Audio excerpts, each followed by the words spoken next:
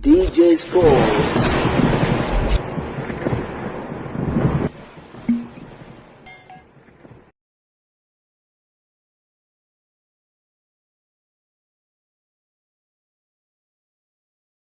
Leo Tanzania zidi ya Ivory Coast, moja kati ya mtanange wa kibabe kwelikweli, mtanange wa AFCON kwenye upande wa timu za wanawake, ambapo tunafahamu ya kwamba leo hii